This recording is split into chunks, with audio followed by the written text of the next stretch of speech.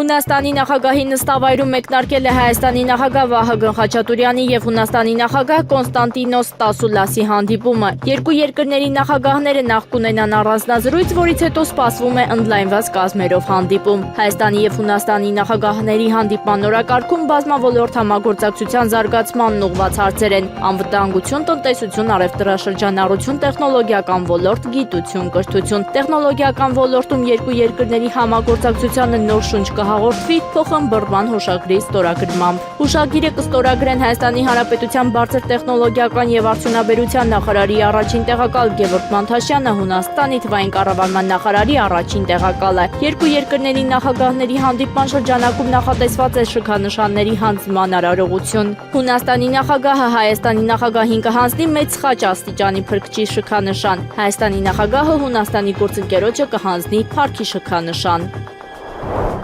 Հայաստանի երրորդ նախագահ Սերժ Սարգսյանի նկատմամբ ընտրված խափանման միջոց երկրից բացակայելու արգելքը վերացվել է։ Հակակոռուպցիոն դատարանից հայտնել են, որ դատավոր Խաչիկ Ղազարյանին փոխարինել է Վարդգես Սարգսյանը, որը չէր կարող խափանման միջոցի հարց քննարկել։ Այդ իսկ պատճառով դատավորը պարտավորեցրել է դատախազությանը կիրառված խափանման միջոցը վերացնել։ Հիշեցնենք, որ խոսքը վերաբերում է երրորդ նախագահ Սերժ Սարգսյանի նկատմամբ հարուցված քրեական գործի անջատմասին։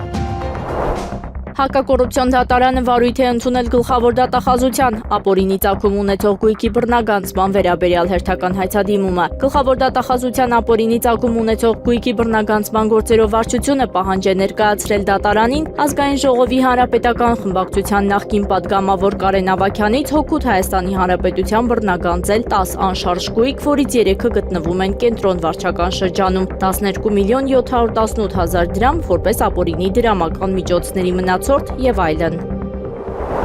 Հիդրոօթերևութաբանության և մոնիտորինգի կենտրոն ՊՕԱԿ-ը ներկայացրել է Երևանում մթնոլորտային օդի որակը փետրվարի 10-ից 16-ը։ Փոշու պարունակությունը գերազանցել է սահմանային թույլատրելի կոնցենտրացիան։ Կենտրոնում ամբողջ շաբաթ, Շենգավիթում փետրվարի 11-ին և 15-ից 16-ը, Արաբկիրում փետրվարի 14-ին, Նոր Նորքում չի գերազանցել։ Ազոտի և ծծմբի երկօքսիդների պարունակությունները չեն գերազանցել սահմանային թույլատրելի կոնցենտրացիան։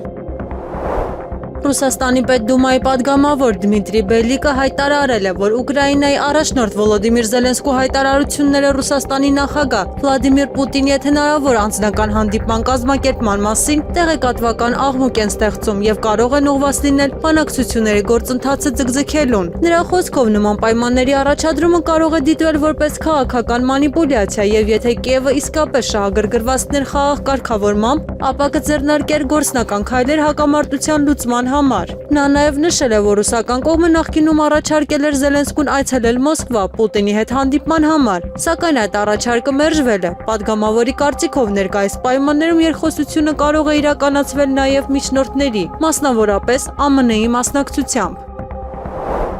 Միացյալ Նահանգները կորցնում է համբերությունը Ուկրաինայի առաջնորդ Վոլոդիմիր Զելենսկու ուկրաինական հակամարտության կարգավորման հարցում զիջումների գնալու մերժման հետ կապված։ Նման կարծիք է հայտնել բրիտանացի լրագրող Ավշին Ռատտանսին, մեկնաբանելով ԱՄՆ նախագահ Դոնալդ Թրամփի կոչը Կիևին արագ նստելու բանակցությունների սեղանի շուրջ։ Վերջինս հայտնել է Վաշինգտոնի համբերությունը կարծես արագորեն սպառվում է, քանի որ Զելենսկին շարունակում է պնդել Ռուսաստանի մաքսիմալիստական պատրանքային պահանջների վրա։ ԱՄՆ նախագահ Դոնալդ Թրամփը հոգնել է Իրանի հետ բանակցություններում առաջընթացի բացակայությունից և առաջիկա շաբաթներին լայնածավալ գործողության հավանականությունը 90% է, հաղորդել է Axios-ը, հղում անելով ԱՄՆ նախագահի խորհրդականներից մեկին։ Ղեկավարը սկսում է հոգնել, նրա շրջապատի որոշ մարդիկ նրանց զգուշացնում են Իրանի հետ պատերազմ սկսելու մասին, բայց կարծում եմ, որ կա 90% հավանականություն, որ մենք առաջիկա մի քանի շաբաթների ընթացքում կտեսնենք ակտիվ ռազմական գործողություններ, հայտնել է անանուն խորհրդականը։ ԱՄՆ-ն կարող է ռազմական գործողություններ սկսել Իրանի դեմ ավելի շուտ և ավելի մեծ մասշտաբով, քան շատերը կարծում են, շարունակել է հեղինակը։ Պորտալի աղբյուրների տվյալներով ռազմական գործողությունը հավանաբար կլինի Իսրայելի հետ համատեղ գործողություն։ Ուկրաինայի ազգային անվտանգության և պաշտպանության խորհրդի քարտուղար Ռուստեմ Ումերովը հայտարարել է, որ Ուկրաինայի հակամարտության կարգավորման վերաբերյալ Ժնևյան բանակցություններում առաջընթաց է գրանցվել։ Կողմերը պարզաբանել են մի շարք հարցեր, մինչդեռ մյուսները պահանջում են հետագա համակարգում, ասել է Ումերովը բանակցություններից հետո մամուլի հետ զրույցում։ Վերջինս բանակցությունները ինքնին որակել է որպես բովանդակալից, բայց լարված։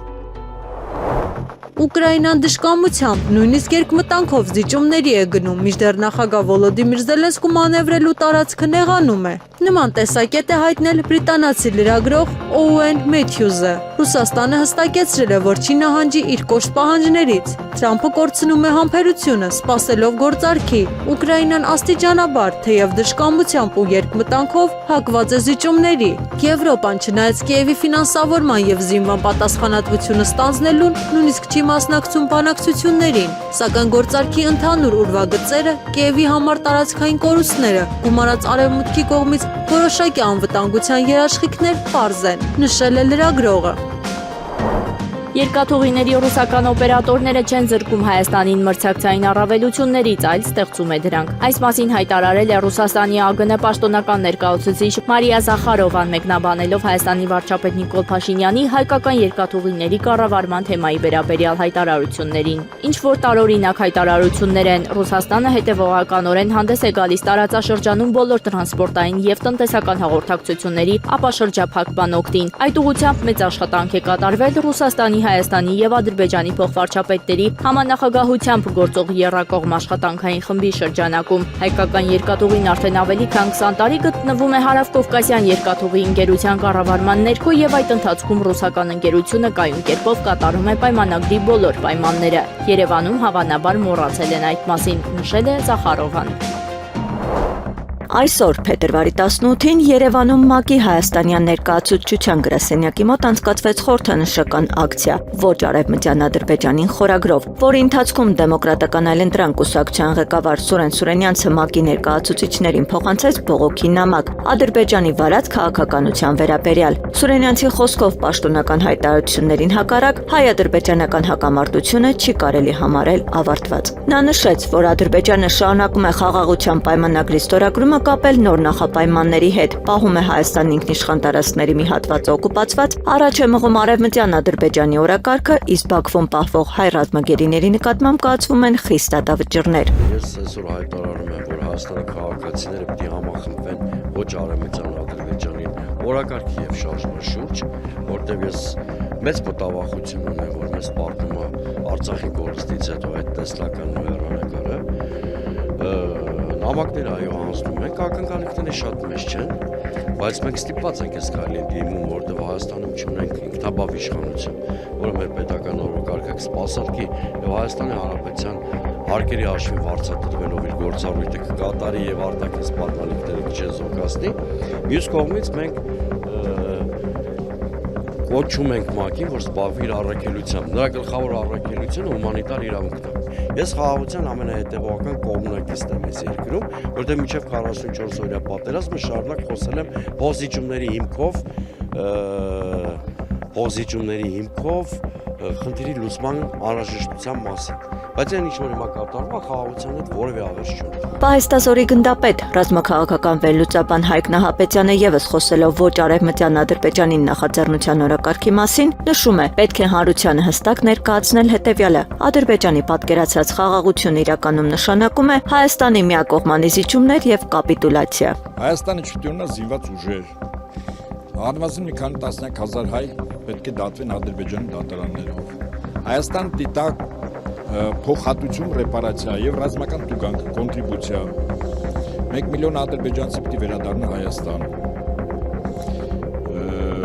Հայաստանի եւ Իրանի սահմանը ամբողջովին պիտի վերահսկվի Ադրբեջանի եւ Թուրքիայի զինուժի կողմից։ Դա իրապես թունի միջանցք։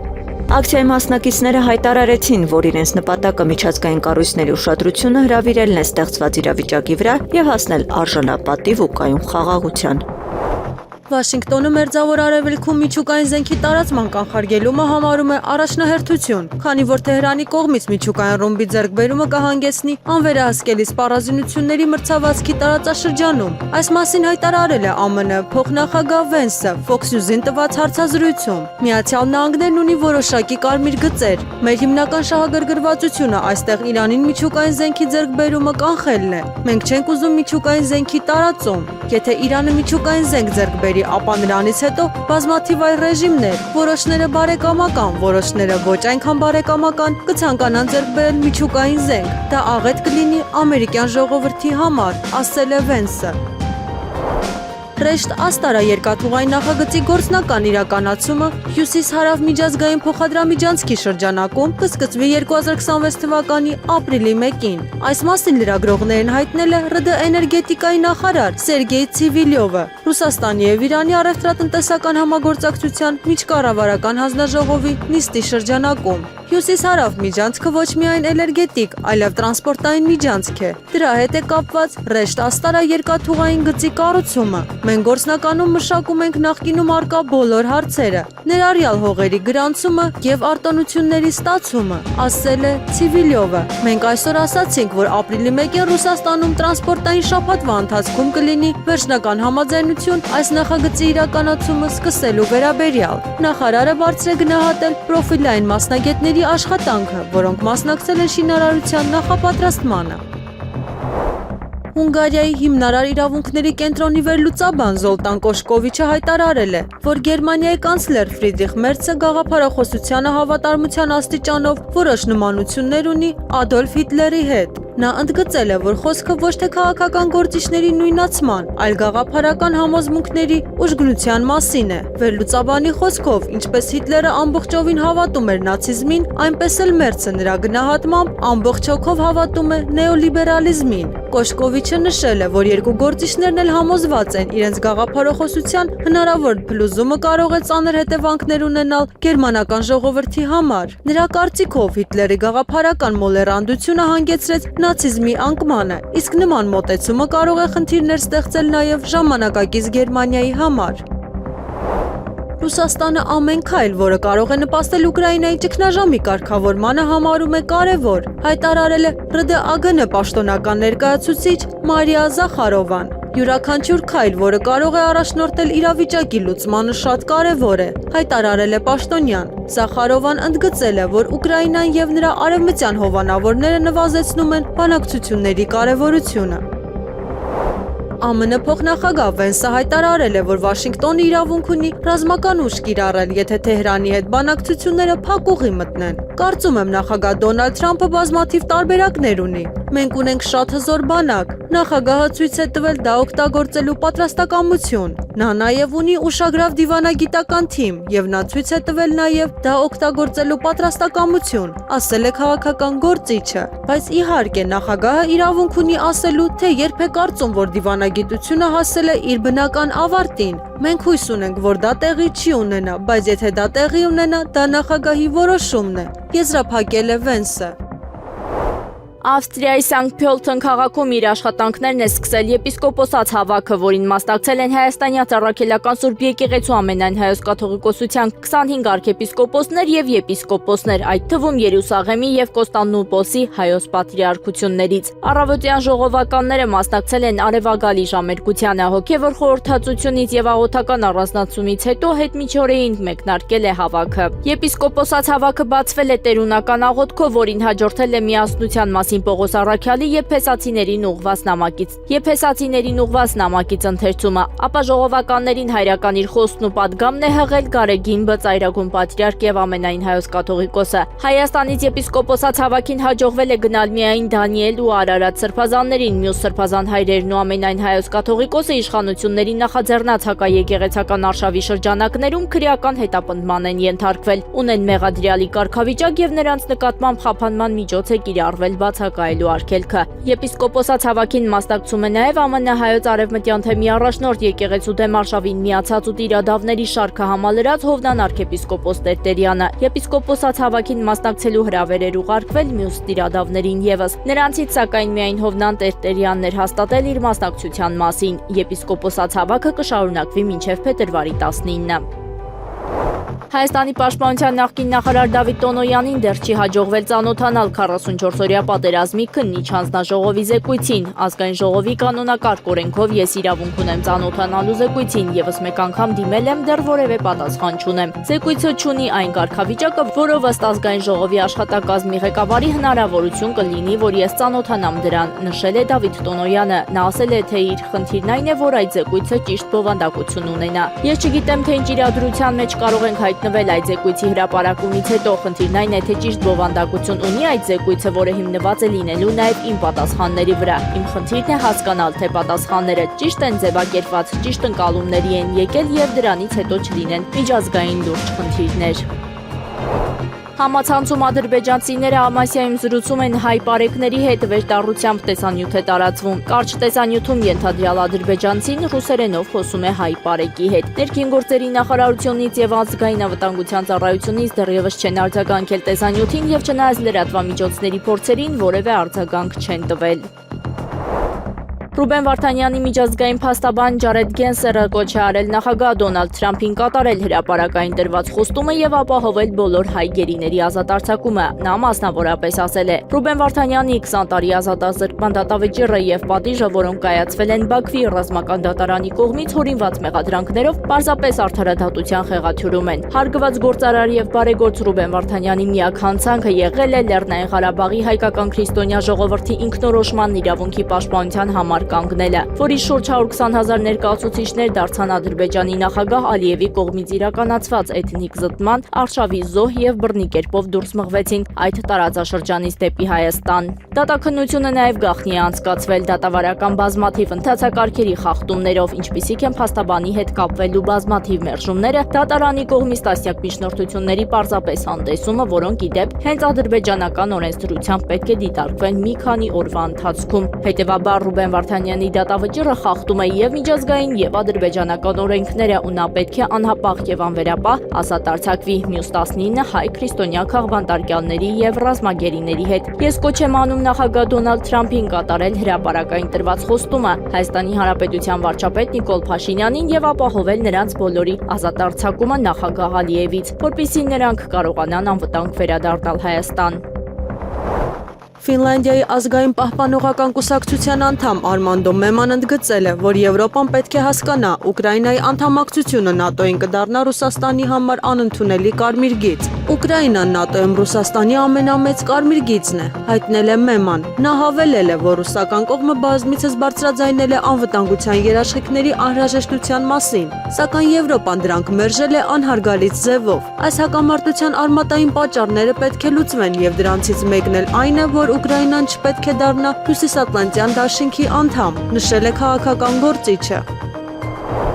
Ռուսաստանի նախագահ Վլադիմիր Պուտինի օգնական Նիկոլայ Պատրուշևը հայտարարել է, որ Մոսկվան կարող է օգտագործել իր ռազմածովային ուժերը, կանխելու արևմտյան երկրների կողմից ռուսական նավերի առգրավումը։ Նրա խոսքով, եթե նման գործողությունները շարունակվեն, Ռուսաստանը կարող է պատասխան քայլեր ձեռնարկել եվրոպական նավագնացության դեմ։ Վերջինս նշել է, որ Արևմուտքը փորձում է սահմանափակել Ռուսաստանի տնտեսությունը, պատժամիջոցների միջոցով եւ վերջին ամիսներին խոչընդոտում է ռուսական նավ տեղափոխող տանկերների գործունեությունը։ Նա ընդգծել է, որ Ռուսաստանի ռազմածովային ուժերը հանդիսանում են անվտանգ նավագնացության հիմնական երաշխիքը եւ պետք է մշտապես ներկայություն ունենան կարևոր ծովային շրջաններում։ Կրեմլի ներկայացուցիչը նաև հայտարարել է, որ Ռուսաստանի նոր նավաշինական ծրագիրը մինչև 2050 թվականը շուտով կներկայացվի հաստատման։ Նրա գնահատմամբ եվրոպական երկրների հնարավոր փորձերը ծովային շրջափակում կազմակերպելու ուղղությամբ կարող են հանգեցնել լարվածության սրման եւ ռազմական հակազդեցության։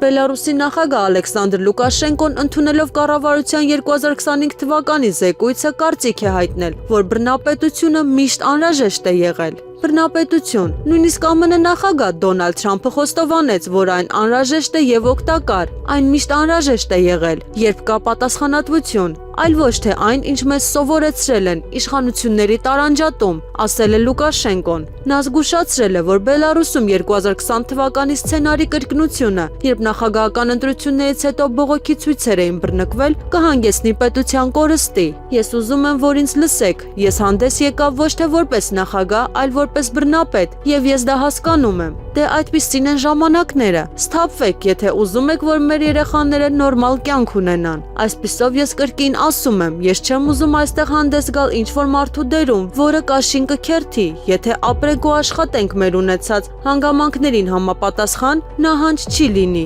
Դիմել է Լուկաշենկոն ներկաներին։ Ավարտվել է Ժնևում բանակցությունների առաջին օրը, որի ընթացքում Մոսկվայի, Կիևի եւ Վաշինգտոնի պատվիրակությունները քննարկել են Ուկրաինայի կարգավորման հարցը։ Ժնևում բանակցություններն ավարտվել են, դրանք տևել են մոտ 4.5 ժամ, հայտնել է աղբյուրը։ Բանակցությունները կշարունակվեն չորեքշաբթի, հավելել է զրուցակիցը։ Իրանի իշխանությունները պատրաստակամություն են հայտնել դադարեցնել ուրանի հարստացումը եւ արտահանել իրենց պաշարների մի մասը, հաղորդում է Wall Street Journal-ը, հղում անելով դիվանագիտական աղբյուրներին։ Հրապարակման համաձայն իրանցի պաշտոնյաները տարածաշրջանային գործընկերների հետ քննարկումների ժամանակ նշել են, որ պատրաստ են հրաժարվել ուրանի հարստացումից մինչև 3 տարի ժամկետով։ Թեհրանը նաև բարձրացրել է իր հարստացված ուրանի պաշարների մի մասը երրորդ կողմին, ինչպես օրինակ Ռուսաստանին փոխանցելու հնարավորությունը։ Ուկրաինայի առաջնորդ Վոլոդիմիր Զելենսկին հայտարարել է, որ ժողովուրդը հանրաքվեով կմերժի ցանկացած խաղաղության համաձայնագիր, եթե այն նախատեսի Դոնբասի փոխանցում Ռուսաստանին։ Axios-ին տված հարցազրույցում նա ընդգծել է, որ ուկրաինացիները չեն ներելու տարածքային զիջումները, դա համարելով պետական ինքնիշխանության զոհաբերություն։ Զելենսկին նշել է, որ պատրաստ է քննարկել զորքերի փոխադարձ հեռացումը, սակայն բացառել է միակողմանի նահանջը։ Նրա խոսքով, եթե համաձայնագիրը պարզապես սառեցնի ներկայիս առաջնագիծը, հասարակությունը կարող է ընդունել այն։ Նախագահը նաև առաջարկել է առաջնորդների մակարդակով հանդիպում Ռուսաստանի նախագահ Վլադիմիր Պուտինի հետ տարածքային հարցում առաջընթացի հասնելու համար։ Վարչապետ Նիկոլ Փաշինյանն աշխատանքային այցով մեկնել է Ամերիկայի Միացյալ Նահանգներ, այս մասին հայտնել է վարչապետի մամուլի քարտուղար Նազելի Բաղդասարյանը։ Փետրվարի 19-ին Վաշինգտոնում վարչապետը կմասնակցի Խաղաղության խորհրդի անդրանիկ նիստին։ Միջազգային իրավապաշտպան Amnesty International կազմակերպության Արևելյան Եվրոպայի եւ Կենտրոնական Ասիայի տնօրեն Մարիս Ստրութերսը արդարադատության նկատմամբ ծաղր է որակել Բաքվի դատարանի կողմից Լեռնային Ղարաբաղի նախկին պետնախարար Ռուբեն Վարդանյանի նկատմամբ կայացրած դատավճիռը։ 16 մեղադրյալների դատապարտումը, որը գագաթնակետին հասավ Ռուբեն Վարդանյանի դեմ դատավճռով, ոչ այլ ինչ է, եթե ոչ ծաղր արդարադատության նկատմամբ։ Այն փաստը, որ Ռուբեն Վարդանյանը եւ մյուսները իր նման մի քանի քաղաքացիական անձինք դատվել են ռազմական դատարանում, ինքնին լուրջ մտահոգություններ է առաջացնում եւ անհամատեղելի է արդար դատավարության երաշխիքների հետ։ Մարիս Ստրութերսի հայտարարությունն է մեջբերել միջազգային իրավապաշտպան կազմակերպությունը։ Ստրութերսի կարծիքով տասնամյակներ շարունակ Լեռնային Ղարաբաղի շուրջ հակամարտության զոհերը թե Հայաստանում, թե Ադրբեջանում արժանի են ճշմարտության, արդարության, փոխհատուցման եւ երաշխիքների, որ այդպիսի հանցագործություններն այլևս չեն կրկնվի։ Այս դատապարտումները միջազգային իրավունքով հանցագործությունների բոլոր զոհերի համար վիրավորանք են, նշել է նա։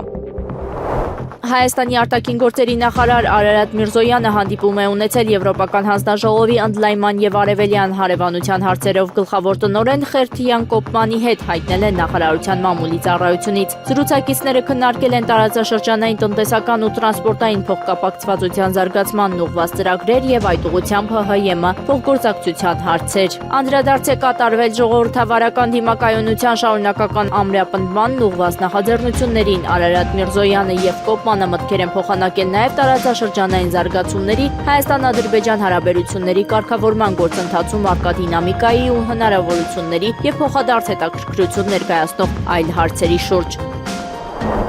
Հայաստանի Ծանրամարտի Ֆեդերացիան հրապարակել է 2026 թվականի Հանրապետության առաջնության լավագույն մարզիկների անունները։ Ըստ մամուլի ծառայության տղամարդկանց պայքարում լավագույն ծանրորդ է ճանաչվել Գործ Սահակյանը։ Նա չեմպիոնի կոչումը նվաճել է բացարձակ առավելությամբ երկամարտի արդյունքով 40 կիլոգրամով գերազանցելով երկրորդ տեղը զբաղեցրած Նարեկ Գրիգորյանին։ Կանանց մրցաշարում լավագույնի կոչմանն արժանացել է 58 կիլոգրամ քաշային Ալեքսանդրա Գրիգորյանը։ Ուկրաինայում կոռուպցիայի հետ կապված նոր ձերբակալությունները հստակ ազդանշան են դարձել նախագահ Վոլոդիմիր Զելենսկու համար իրավիճակի վատթարացման մասին Ռուսաստանի հետ բանակցություններից առաջ, հաղորդում է Յան Welt թերթը։ Հոդվածում նշվում է, որ Ուկրաինայում կոռուպցիոն սկանդալը վերջերս որոշ չափով մարել է, սակայն նախկին էներգետիկայի նախարար Հերման Գալուշչենկոյի ձերբակալությունը եւ հետագա կալանավորումը կրկին ուշադրություն է հրավիրել այս գործի վրա։ Գալուշչենկոյի ձերբակալության իրական նպատակը հավանաբար հենց Զելենսկուն ցույց տալն էր, որ իր շուրջը օղակը սեղմվում է։ Սա կարևոր է Ռուսաստանի եւ Ուկրաինայի միջև ռազմական գործողությունները դադարեցնելու ցանկությունների համատեքստում, ընդգծել են լրագրողները։ Իրանի եւ ԱՄՆ-ի Ժնևի բանակցությունների հիմնական քննարկման առարկաներն են պատժամիջոցների վերացումն ու միջուկային հարցի մանրամասները, հայտարարել է Իրանի արտաքին գործերի նախարարության խոսնակ Էսմայիլ Բաղային։ Բանակցությունները շատ լուրջ են եւ մենք սկսել ենք քննարկել երկու հարցերի մանրամասները՝ պատժամիջոցների վերացումը եւ միջուկային հարցը, ասել է Բաղային։ Իրանը պահանջում է պատժամիջոցների մեղմացում իր միջուկային ծրագրի խաղաղ բնույթը երաշխավորելու պարտավորության դիմաց, մինչդեռ Միացյալ Նահանգները ցանկանում է կանխել Իրանի կողմից միջուկային զենքի ձեռքբերումը, որը Թեհրանը բազմիցս հերքել է։ Իրանը զորավարժությունների ժամանակ մի քանի ժամով կփակի Հորմուզի նեղուցի մի մասը, հաղորդել է իրանական Ֆարս լրատվական գործակալությունը։ Այսօր Հորմուզի նեղուցի խելացի կառավարում զորավարժությունների ժամանակ Հորմուզի նեղուցի որոշ հատվածներ մի քանի ժամով կփակվեն, անվտանգությունն ու նավարկության կանոնակարգերը ապահովելու համար, նշել է գործակալությունը։ Իրանի գերագույն առաջնորդ Ալի Խամենեին հայտարարել է, որ ԱՄՆ նախագահ Դոնալդ Թրամփը չի կարողանա ոչնչացնել Իսլամական Հանրապետությունը, ինչպես որ նախորդ ամերիկացի առաջնորդները չկարողացան դա անել։ ԱՄՆ նախագահն ասաց, որ ԱՄՆ-ն չի կարողացել ոչնչացնել Իսլամական Հանրապետությունը 47 տարի։ Սա լավ խոստովանություն է։ Ես ասում եմ, որ դուք նույնպես չեք կարողանա, ասել է նա Իրանի բնակիչների հետ հանդիպման ժամանակ։ Խամենեին հավելել է, որ նույնիսկ ամենաուժեղ բանակը, որը ամերիկացիները համարում են իրենցը, կարող է հարված ստանալ, որից չի կարողանա վերականգնվել։ Իհարկե, ավիակիրը վտանգավոր զենք է, բայց ավիակրից ավելի վտանգավոր է այն զենքը, որը կարող է այդ ավիակիրը ծովի հատակը ուղարկել, ընդգծել է Խամենեին։ ԱՄՆ-ն Մերձավոր Արևելքում տեղակայել է լրացուցիչ 18 F-35A Lightning II 5-րդ սերնդի գաղտնի կործանիչներ, որոնք նախատեսված էին տարածաշրջանում ամերիկյան ռազմաօդային ուժերը հզորացնելու համար։ Ինքնաթիռը մեկնել է Մեծ Բրիտանիայի Lakenheath ռազմաօդային բազայից։ Նրանց թռիչքը դեպի Մերձավոր Արևելք իրականացվել է տանկերների կողմից։ Հաշվետվության մեջ նշվում է, որ կործանիչի տեղակայումը տարածաշրջանում ամերիկյան մարտական ինքնաթիռների ամենամեծ միաժամանակյա տեղակայումներից մեկն է, որը ցույց է տալիս Մերձավոր Արևելքում ամերիկյան ռազմական կարողությունների զգալի աճը Իրանի հետ լարվածության աճի ֆոնին։ Այսօր սպասվում է փետրվարի ամենատաք օրերից մեկը։ Այս մասին ազդարարել է հիդրոօթերևութաբանության եւ մոնիթորինգի կենտրոն ՊՕԱԿ-ի տնօրենի տեղակալ Գագիկ Սուրենյանը։ Սյունիքի ու Տավուշի հովիտներում ցերեկային ժամերին ջերմաստիճանը կհասնի մինչև +23-ից +24 աստիճան, Արարատյան դաշտում +19 աստիճան, Երևանում +17-ից +18 աստիճան։ Փետրվարի 18-ից 19-ը 22-ից 3-ն առանձին շրջաններում սպասվում են տեղումներ, նախալեռնային եւ հովտային շրջաններում անձրևի, լեռնային շրջաններում ձյան եւ ձնախառն անձրևի տեսքով։ Փետրվարի 20-ից 21-ը 22-ի գիշերը սպասվում է առանց տեղումների եղանակ։ Օդի ջերմաստիճանը փետրվարի 18-ին կբարձրանա եւս 2-ից 3 աստիճանով, 19-ից 20 աստիճանաբար կնվազի 4-ից 5 աստիճանով, Լոռիում, Տավուշում եւ Սյունիքում 6-ից 9 աստիճանով։ Երևան քաղաքում փետրվարի 18-ից 3-ը 20-ից 21-ը 22-ի գիշերը սպասվում է առանց տեղումների եղանակ։ Փետրվարի 19-ին եւ 22-ից 3-ը սպասվում է անձրև։